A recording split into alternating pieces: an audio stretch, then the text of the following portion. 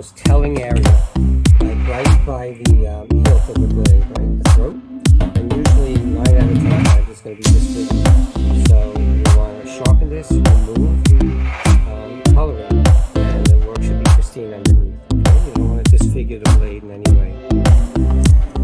Now we want to bring up a nice scratch pattern. So we're not doing any serious grinding.